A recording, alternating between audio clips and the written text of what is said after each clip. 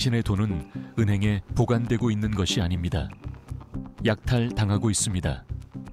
은행이 59조 원의 이자 수익으로 잔치를 벌이는 동안 정부는 보이지 않는 세금으로 당신의 부를 훔쳐갑니다. 이것은 우연이나 사고가 아닙니다. 이것은 당신의 손실을 연료로 완벽하게 설계된 시스템입니다. 오늘 이 가짜 돈의 공범들을 고발하고 진짜 돈을 향한 유일한 생존 전략을 공개합니다. 이 영상을 끝까지 보신다면 이 거대한 가짜 돈 시스템의 수혜자들이 누구인지, 그리고 이 약탈적인 설계에서 벗어날 유일한 생존 전략이 무엇인지 명확히 알게 될 것입니다.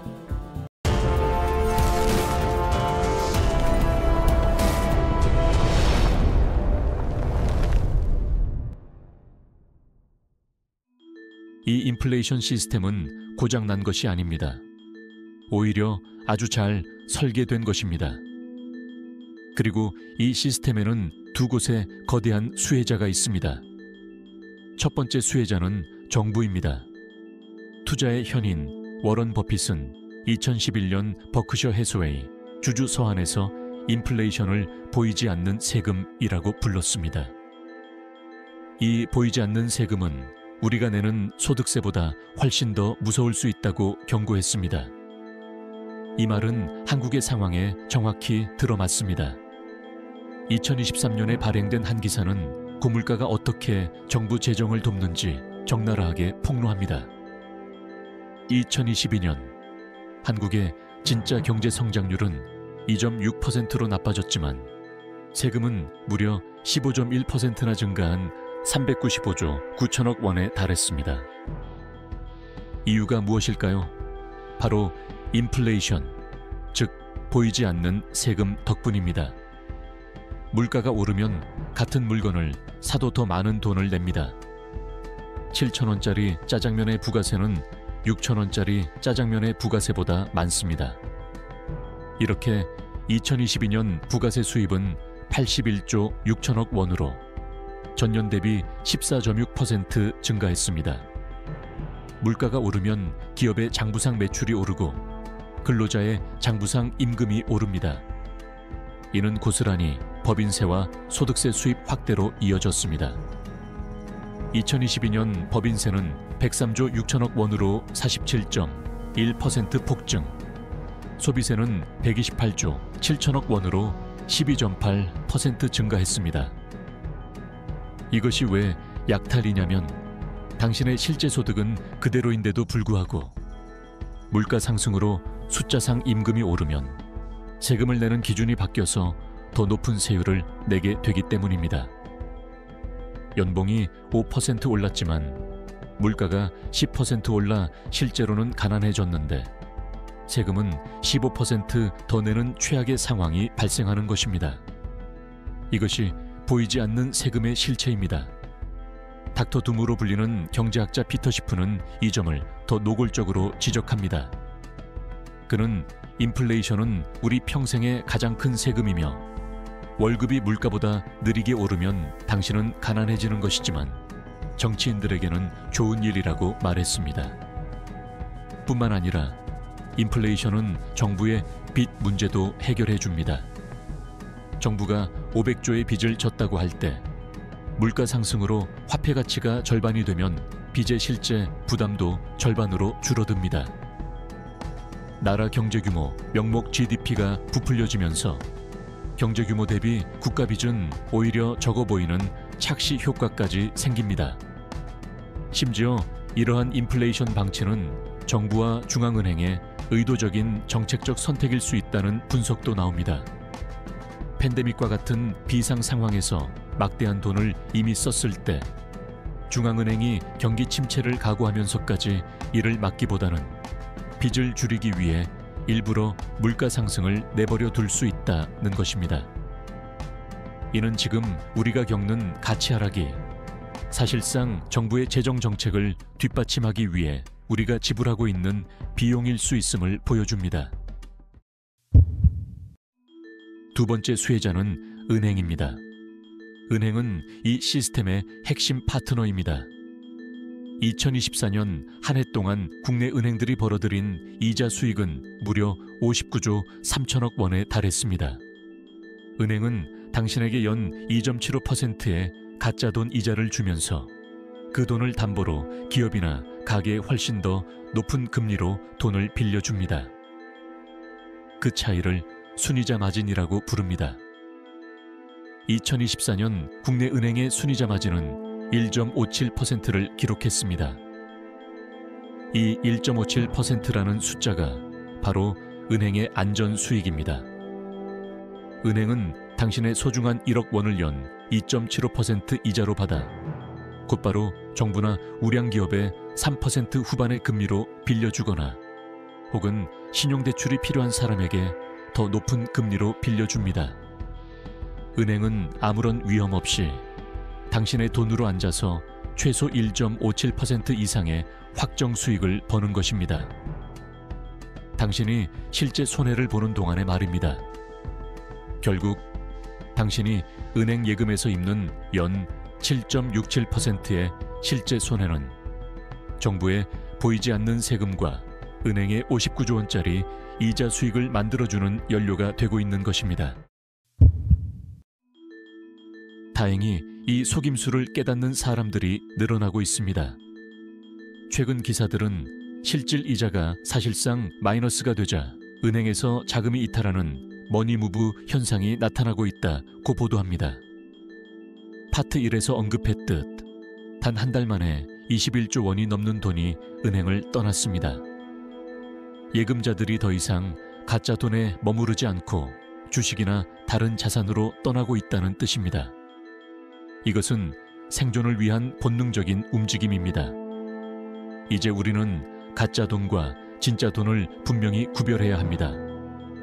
가짜 돈은 경제학 용어로 연화, 소프트머니라고 부릅니다. 이는 정부와 중앙은행이 마음대로 찍어낼 수 있는 돈, 즉 지금의 원화, 달러 같은 모든 나라의 돈을 의미합니다. 공급이 무한하기에 그 가치는 결국 0을 향해 갈 수밖에 없습니다. 돈이 계속 풀리니 인플레이션에 매우 약합니다. 우리는 터키나 아르헨티나의 사례를 보며 남의 일처럼 생각하지만 그 나라의 국민들도 불과 몇 년 전까지는 자국 화폐를 안전하다고 믿었습니다. 하지만 정부가 통제불능으로 돈을 찍어내기 시작하자 평생 모은 예금이 몇 달 만에 휴지 조각이 되는 것을 겪었습니다. 이것이 남의 이야기 같으신가요? 2025년 11월 10일 한국의 원화 환율이 달러당 1,460원을 돌파했습니다. 환율이 1,460원이라는 것은 우리가 해외에서 물건을 구매하거나 수입할 때의 물가가 폭등한다는 것이며 해외여행을 갈 때 드는 비용이 몇 년 전보다 수십 %나 더 든다는 것을 의미합니다. 이것이 바로 가짜 돈이 겪는 가치 하락의 고통입니다. 공급이 무한하다는 것은 곧 가치 하락을 보장한다는 뜻입니다. 당신의 은행 예금이 바로 대표적인 가짜 돈입니다. 진짜 돈은 반대로 경화, 하드머니라고 부르며 공급이 제한된 돈을 의미합니다. 역사적으로는 금이나 은처럼 그 자체로 가치를 가지며 만들어내는 양을 마음대로 늘리기 어려운 자산이 있습니다. 공급이 제한되어 있기 때문에 인플레이션으로부터 가치를 지켜주는 힘이 뛰어납니다. 손실을 피하는 유일한 길은 이 진짜 돈으로 이동하는 것입니다. 여기서 잠깐 전통 경제학에서는 미국 달러를 경화라고 부르기도 합니다. 하지만 그것은 원화 같은 통화에 비교하여 안정적이라는 뜻일 뿐입니다. 그 본질을 보면 미국 정부 역시 달러를 무한정 발행할 수 있으므로 달러 역시 우리가 정의하는 가짜 돈의 종류에 속합니다. 나스닥 상장사 스트래티지의 CEO인 마이클 세일러는 이 가짜 돈의 위험성을 가장 정확하게 표현했습니다. 그는 현금 법정화폐를 녹아내리는 얼음 덩어리라고 비유했습니다. 2020년 팬데믹이 세상을 덮쳤을 때 그는 레닌의 말을 인용했습니다. 몇십 년간 아무 일도 일어나지 않다가 몇 주 만에 몇십 년치의 일이 일어나기도 한다. 그는 엄청난 통화 팽창이 닥쳐오는 것을 보고 가만히 앉아 현금이 녹아내리는 것을 지켜보는 대신 회사의 모든 현금성 자산을 비트코인으로 전환했습니다. 그는 당시 상황을 우리는 5억 달러짜리 녹아내리는 얼음 덩어리 위에 있었다라고 회상하며 빠른 죽음, 느린 죽음 혹은 위험을 감수하는 것 사이에서 선택해야 했다고 말했습니다. 그에게 현금은 안전자산이 아니라 가만히 두면 썩어 없어지는 것 그 자체였습니다. 인플레이션에 대한 최고의 방어는 비트코인 표준이라고 선언하면서 말입니다. 마이클 세일러가 본 녹아내리는 얼음 덩어리는 우리가 앞서 계산한 연 마이너스 7.67%의 손실을 입고 있는 당신의 1억 원짜리 예금과 근본적으로 같습니다. 단지 녹아내리는 속도만 다를 뿐입니다. 이런 거물들의 경고는 마이클 세일러 혼자만의 생각이 아닙니다. 억만장자 헤지펀드 매니저인 폴 튜더 존스 역시 2024년 말 미국의 막대한 빚 문제를 지적하며 모든 길은 인플레이션으로 통한다고 단언했습니다. 그리고 이 가짜돈 시스템의 결말을 알기 때문에 그는 나는 금을 보유하고 있으며 비트코인을 보유하고 있다고 선언했습니다. 은행 예금은 100% 손실이다. 이것은 자극적인 구호가 아니라 오늘 우리가 숫자로 증명한 차가운 현실입니다. 공식 통계는 당신을 안심시키기 위한 가짜 지표이며 당신의 장바구니가 느끼는 진짜 물가가 진실입니다. 은행의 원금 보장이라는 말은 당신의 돈의 가치를 갉아먹는 보이지 않는 세금과 은행의 막대한 이자 수익을 감추기 위한 속임수입니다. 이제 당신은 선택해야 합니다. 무한정 발행되는 가짜돈, 이 녹아내리는 얼음 덩어리 위에 당신의 피땀 어린 불을 계속 올려둘 것입니까? 아니면 당신의 가치를 지켜줄 진짜 돈으로 이동하시겠습니까? 그렇다면 무엇이 진짜 돈일까요? 전통적인 금일까요? 마이클 세일러가 말한 비트코인일까요? 아니면 부동산이나 우량 주식일까요? 가짜 돈이 넘쳐나는 시대, 당신의 불을 안전하게 지켜줄 진짜 돈은 10가지 엄격한 조건을 만족해야 합니다. 특히 수학적 희소성과 검열 저항성 같은 근본적인 조건은 역사성이나 수용성 같은 사회적인 조건보다 더 중요할 수 있습니다. 다음 에피소드에서 우리는 바로 이 최강의 진짜 돈을 찾는 여정을 시작하겠습니다.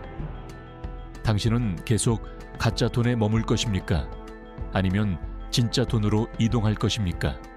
다음 화를 놓치지 않도록 구독, 좋아요, 알림 설정까지 잊지 마세요.